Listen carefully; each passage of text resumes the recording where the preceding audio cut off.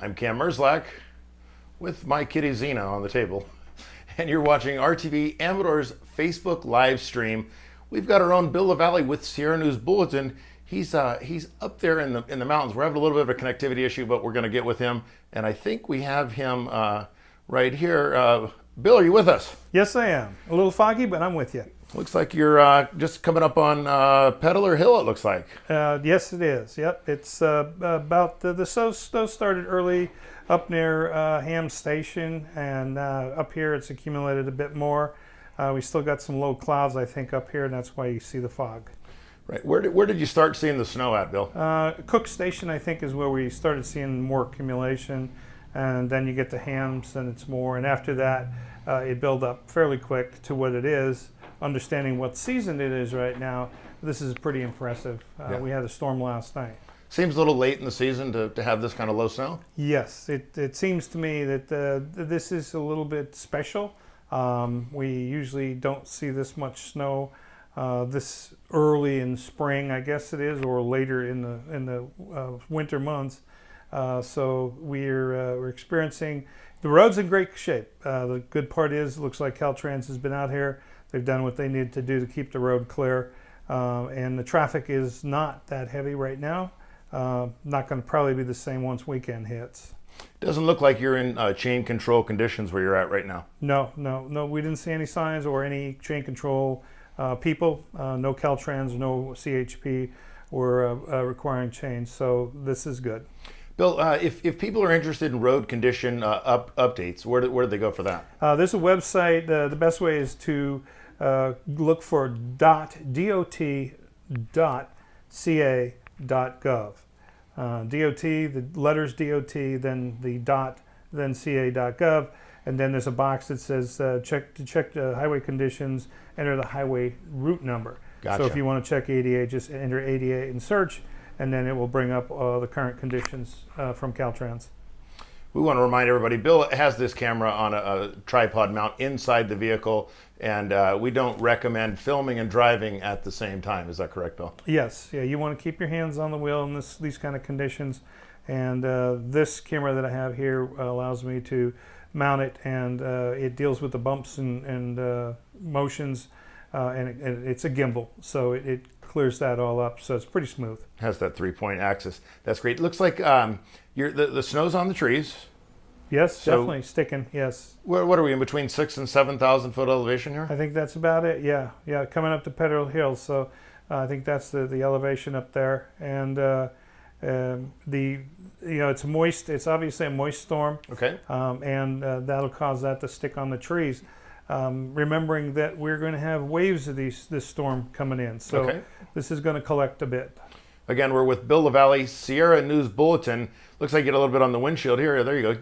Bill knows when to use the wipers. Also, we want to remind drivers, if you are using your windshield wipers, whether it be snow or rain, you need to have the headlights on, correct? Yes, the best thing to do when you hit the mountains, turn your headlights on anyway, because it's easier for people to see you. You'll see some people coming toward me that do not have their headlights on, and they're much harder to see than if they do have their headlights Right. on. The best thing, I keep mine on all the time. It just makes you more visible. Yeah, it's not about what allows you to see with the lights, it allows people to see you. And I think that's a point well made there, Bill. Yeah, it's a safety issue, and up here, people, like you saw, it was a bit foggier earlier, and it's just make it as easy as it can be for people to see you.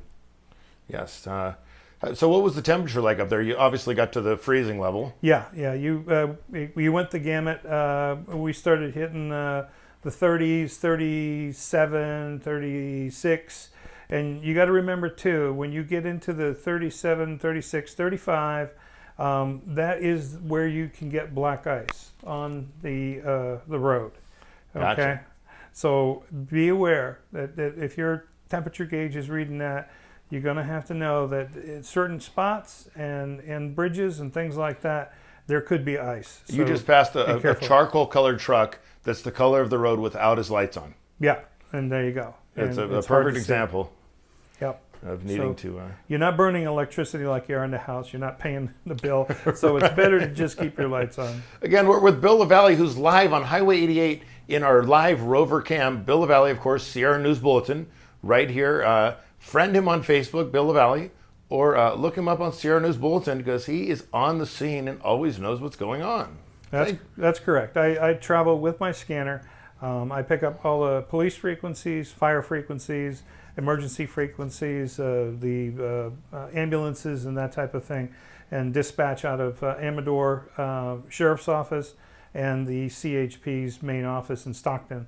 So we pretty much stay on top of what's going on in Amador and also Calaveras, of what emergency situations are going on. Coming up on the snow park, this is for you old timers around here. We'll remember Sundowner Ski Resort, then Iron Mountain, then eventually came Kit Carson Ski Resort, and now is a snow park. Correct, Bill? Yes. Yep. It's a place where folks who have ski mobiles and other equipment that move around in the snow can. You have to get a permit.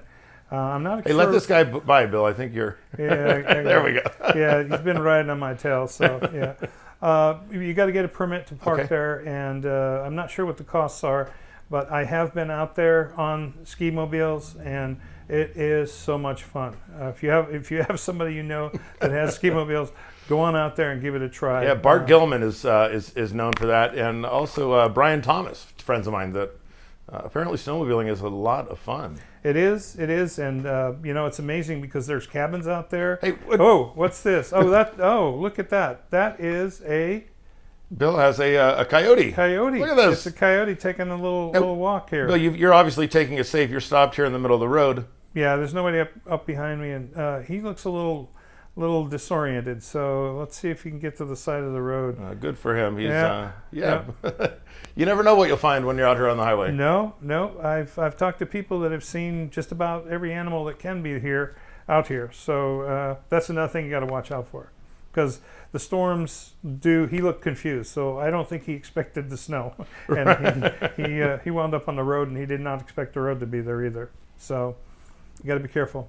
Once again, Bill Lavallie, Sierra News Bulletin, covering the Sierra Nevada, bringing us this late spring, we'll call it, snowstorm. Yes, yep. It's a bit of a surprise that it would snow this late, but here it is, and it's going to continue for a couple of days. So more to come. More to come. And hey, RTV and Sierra News Bulletin will be live out at the car show, Main Street, Jackson.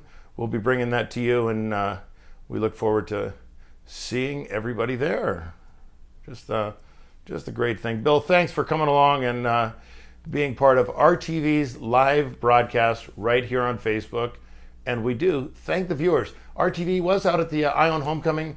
We reached over 20,000 views with our live coverage of the Ion Homecoming. If you get a chance, check us out. We're low budget, but we're making it happen right here. RTV Amador, ACN Amador Community News, and of course, Bill Lavallie with Sierra News Bulletin. Thanks for watching our recent storm report. Have a good one.